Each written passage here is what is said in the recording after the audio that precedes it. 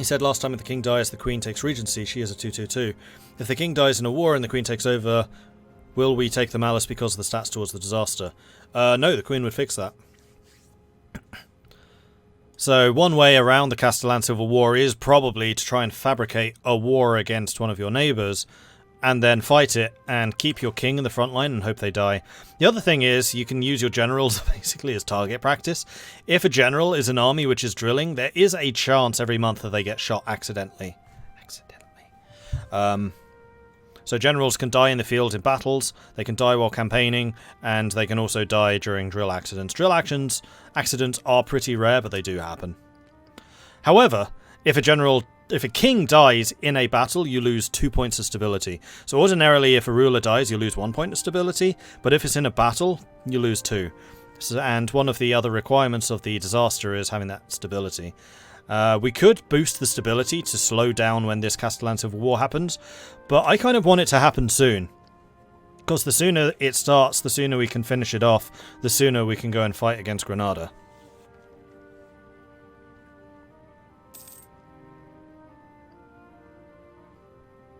And the Burkers will be trending up towards 30. What's their equilibrium? It's only 35. So the closer they get to their equilibrium point, the slower the growth will get as well. It's not always going to be a gain of 0.22. It will slow down as they get closer. The diplomatic approach of Maria. While growing up in Aragon, Maria enjoyed learning of the world. She was always asking questions and often pondered ways to make life easier for people, or how to make any given task more effective. Better yet, how to convince somebody else of her way of organising an assignment was the right one. Thankfully, moving to the royal court of Castile has not caused Maria to abandon her dreams of commanding people. If anything, she's gotten a lot of practice. During some of our recent negotiations with foreign diplomats, her ideas received some positive feedback, gained diplo power. Nice.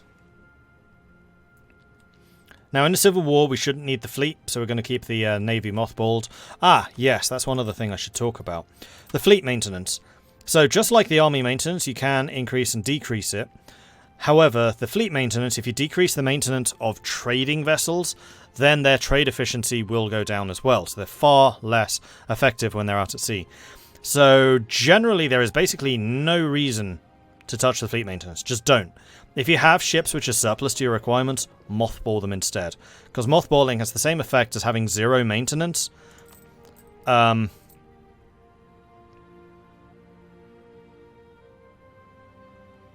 Without affecting the trade effectiveness. The one downside of mothballing compared to reducing maintenance is their ship strength will go down to 25%.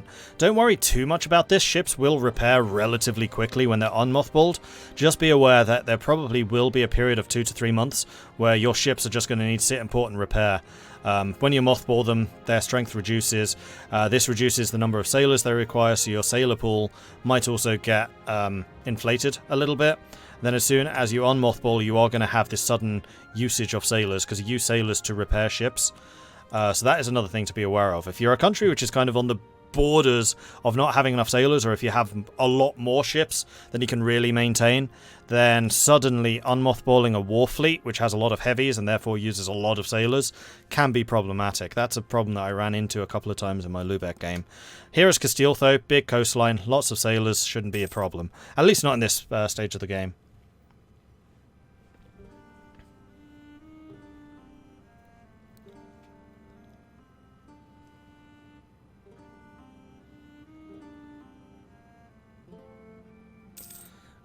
I'm not going to do that, Drenorak. That's really gamey. Nobles demand an increase in pensions. The king has to employ many methods to keep the unruly nobles in line. One of the most common is cold hard cash. We already grant the nobles a pension in exchange for relinquishing certain rights. However, their leaders now claim that we are not paying them enough and are demanding pensions rise if we continue to support the king. So we can accept the demands, which will reduce national tax modifier but increase the loyalty of the nobility, or we can refuse them, which will drop it by 10. We also lose a stability. We absolutely cannot afford to lose stability right now, so we'll just have to accept their demands and suffer 10% less for 20 years. That's an awful lot of money. Oh well. Looming civil war. We want to not have low stability if we can at all avoid it. I'm actually really tempted to boost my stability to +1. No, we're going to do that when the Civil War breaks out. Because this Civil War does not increase the stability cost. Some disasters can, and then it can be a real problem to boost yourself out of a Civil War. And Civil Wars and other disasters generally are resolved when you get positive stability. So we'll almost certainly lose some as soon as it begins. So I'm going to kind of save up admin power so that we can boost the stability when it does break out.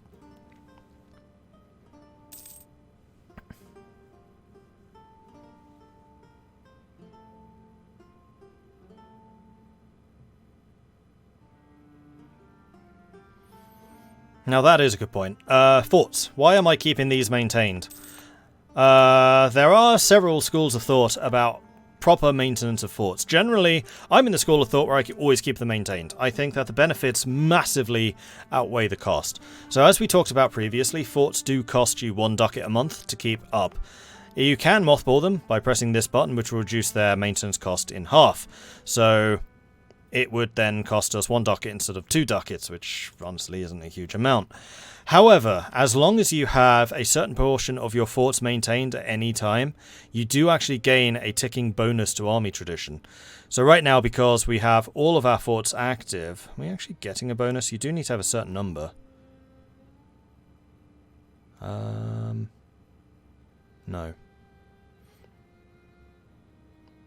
We need to have more. Oh no, there it is, plus 0.36. So fully maintained forts are giving us a ticking bonus to army tradition. And if you have, and there is a certain ratio of like forts versus development or forts versus provinces, then you can get up to 1 ticking army tradition per year, which is huge. So this is basically saying to us, hey, Mordred, you need to build more forts. So that is something which we definitely will need to consider going forwards. Now the other thing is we do have a good amount of money, and we are quite significantly below our force limit, so I would like to increase our standing armies a little bit more. So let's go to say 14. Let's get 1 more of those. We'll just get a bunch more soldiers in training.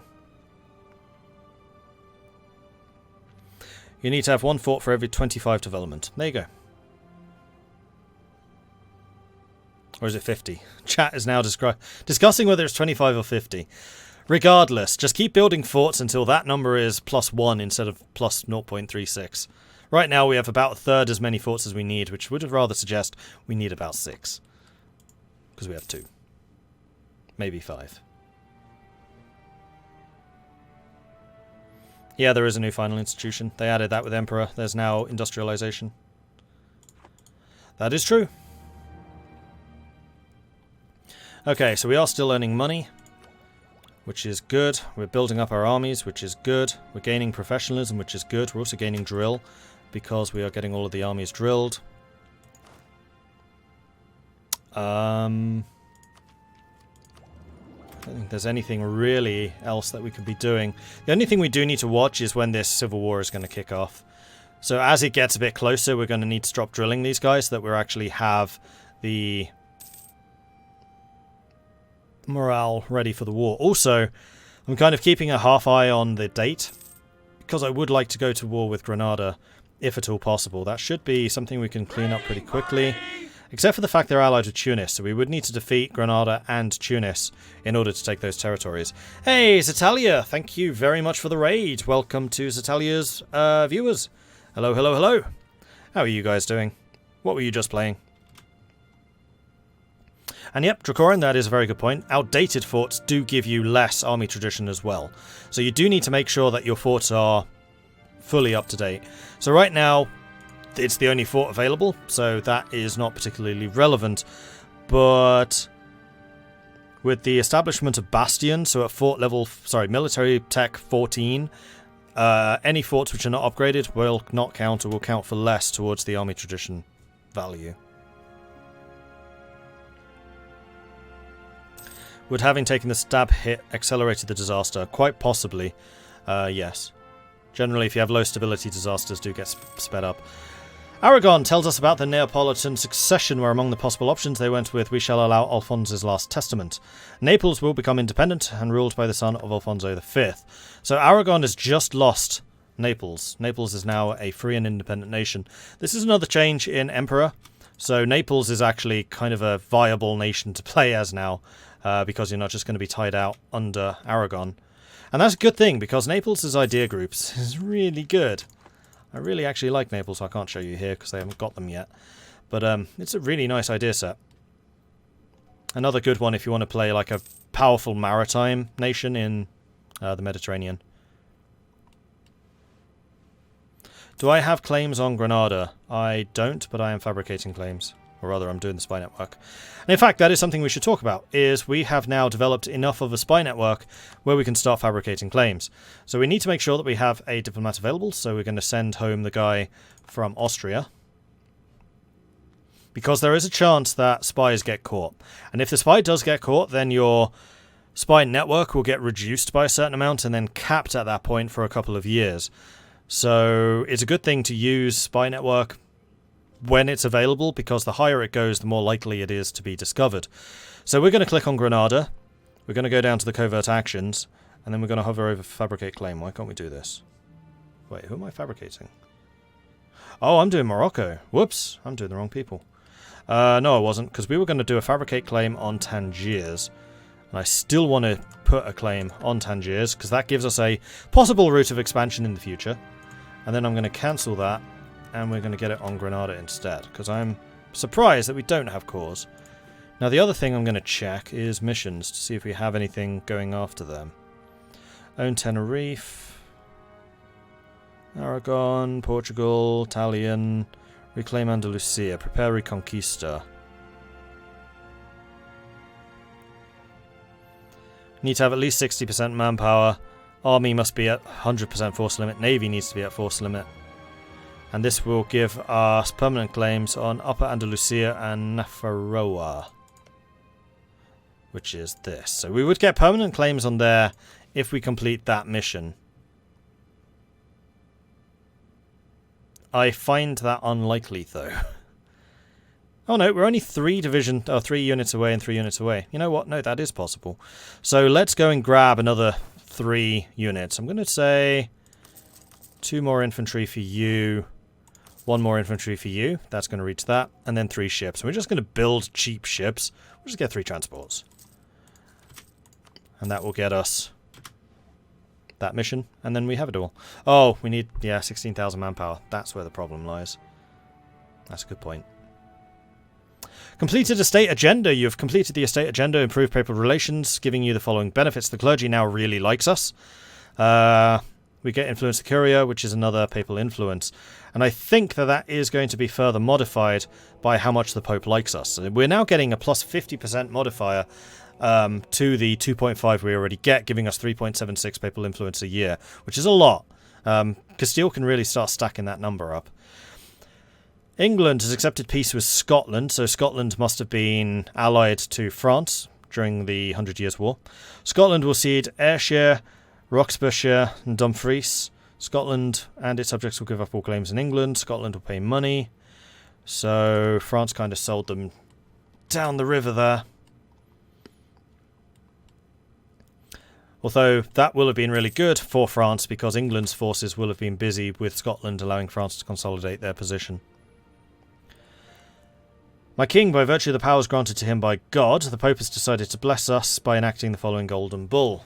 Christian Pietas, which is a development cost reduction and tolerance of heathens throughout the entire Catholic world. So the golden bulls are something which the Curia controller can do, I believe, whereby they basically spend a chunk of money from the Curia coffers, and then they give a bonus to the entirety of the Catholic faith. So everyone who is Catholic gets that bonus. And there are a couple of pretty nice options which you can do, but again, you need to be the Curia controller, which we're not, so I can't see those.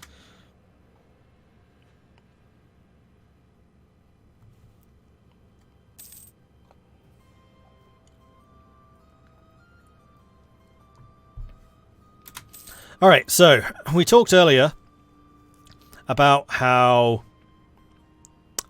drilling can get kings and generals killed by accidentally on purpose shooting them. It can also improve their skills, though. So as we can see here, Niebuhr has actually gained another point of manoeuvre because he was drilling alongside the troops. So that is one upside of drilling, and actually that seems to be far more common than them being shot. So if you have decent generals, there is no real reason not to keep them drilling, honestly, because they can improve. Alright, so we're halfway towards the disaster. It's due to start on the 1st of March in 1450.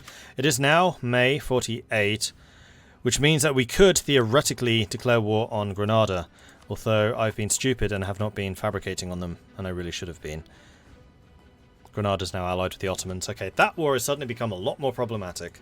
We're still going to start doing a spy network on Granada, because I do want to get that prepared.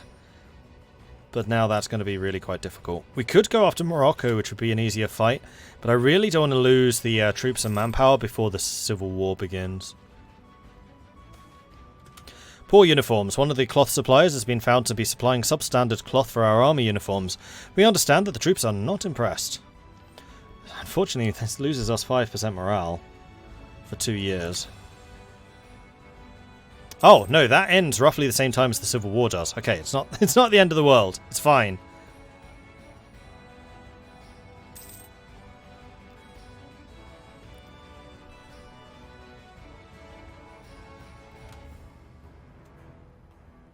Yeah, it was a separate peace. Sorry, I didn't explain what I meant there. So England made a separate peace with Scotland, even though Scotland was in the war at the same time with France against England.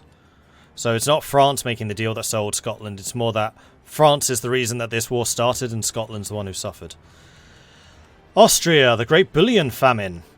We often pay in gold to import silk, alum, spices and pearls from the East. As trade between the East and the West becomes increasingly frequent, the deficit of gold in Europe becomes more apparent.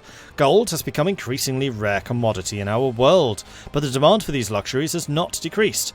If we were to gain access to a source of gold outside of Europe, it would put an end to this bullion famine. The first Christian European power to secure a new source of gold will reap great rewards. Oh, will they?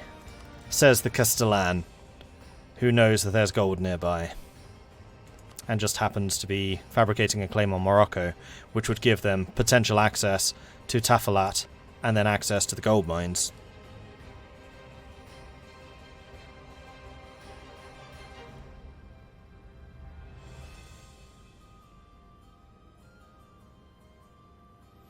What's my current manpower cap? 27,000.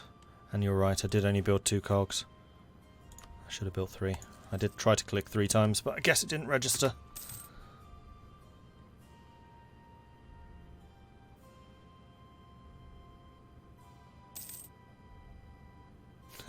Drilling can get kings and generals killed. Oh man, I like that YouTube channel.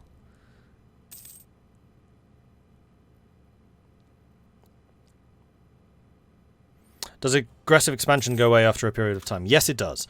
So aggressive expansion will go away on its own over time, but you can speed it up by improving relations with another nation, or with a nation that has aggressive expansion. You can further increase it by just boosting your general increased relations bonus. So for example, there are advisors which increase your relations efficiency. Improve relations efficiency. There are also national ideas. There are some events, possibly an estate privilege. I'm not sure. But basically any modifier which increases relations increase will also reduce the time taken to reduce... will increase the rate of aggressive expansion reduction. There we go, that's a better way of saying it. Claims fabricated. My king, those underhanded rogues in France are claiming Vizcaya. Well, that's both England and France going after this province. It's apparently a popular place.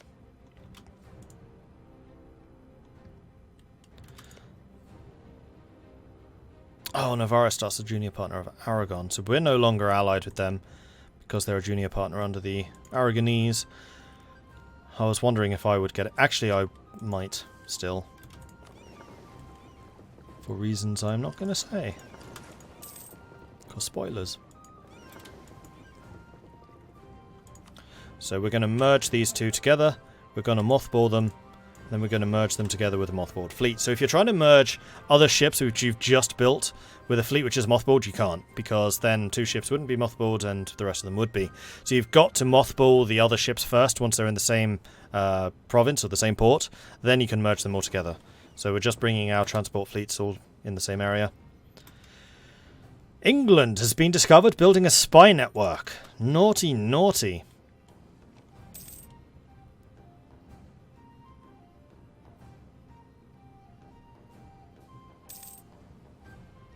And the Burkhas are back up to 30% happiness. Good. So the Burkhas are no longer penalising us, and we are gaining the trade efficiency bonus again. Ottomans are improving or influencing Granada. So the Ottomans and Granada are really kind of tight. That's really unfortunate. Granada's got no warships, so we could blockade them fairly easily. However, Almera is considered inland sea, therefore it's galleys. And the Ottomans tend to have a lot of ships. Now here's one thing. This button down here, the second from the left, is the ledger. If you click on that, you can generally get a lot of information. Huzzah! One of the really important things that you can get is you get the index, you open up military, you open up navies, and it will tell you exactly how many ships every power has. You can then sort it by galleys, and we can take a look to see how many ships the Ottomans have. They actually only have 9. Their fleet isn't that big. It's only actually 3 ships more than we have, and because we have heavy ships, I reckon our navy would beat the Ottoman navy. And if we can stop the Ottomans getting to us, we can take Granada. It will just take us a long time. Although we would also be at war with Tunis, but Tunis right now is fighting against Jared. And if Jared and Mazab do enough damage to Tunis, then they may not wish to join a war against Granada. Although it would take them quite a lot to say no. So you can hover over the little ticks to see how likely it is that someone will join. Portugal is also saying that they may join, so here's some useful information. With your own allies, there are basically 3 states of being for them. There's not interested, don't want to join, red X. Interested, do want to join, green tick. And then the hand. And what you can do is you can click on the little icon next to the hand, which is basically saying, I'm promising to give you territory in exchange for you joining. And if the hand is there, that's always going to work. So if we promise to give Portugal at least one of these provinces in Granada, then Portugal would join. And actually, Portugal has a big navy. They would be enough to swing this, I suspect. Portugal themselves have 3 heavy ships. So then we would have 7 between us. Tunis only has 1. Actually, Tunis is... they've got mostly transports. Yeah, if we could catch Tunis and the Ottomans separated, we could probably beat them. If they managed to merge their fleet, then we couldn't.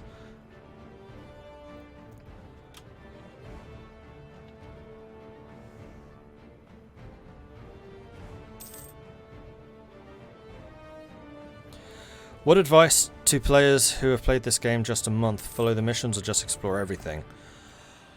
That really depends on yourself. Like, I'm not a huge fan of the mission system. There's a reason I haven't really checked it very often, because I don't like it very much. With the exception of Lubeck. I think Lubeck's mission tree is good.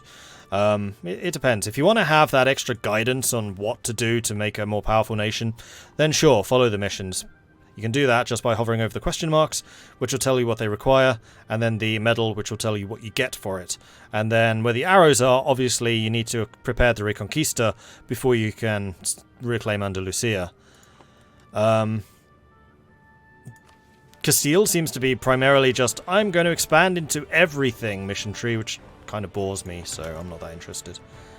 But some of the newer ones, particularly the ones that were released with Emperor, are pretty good. Like Savoy is a good one. Lubeck is a good one. The Papal States. We have fully improved relations with the Papal States, so we are now maximum relations, and that also means that we're going to be gaining the maximum 62.5 modifier to Papal influence. Now, I want to keep that up, so I'm actually going to maintain my diplomat there. He's not going to improve relations any higher than 125. Actually, we can increase it more than 125. What would it take for an alliance? Papal State is allied to Burgundy, and Burgundy is our rival, which means that an alliance with the Papal States is super unlikely. That's unfortunate, because they definitely would have accepted otherwise. We'll just need to make sure that Burgundy folds.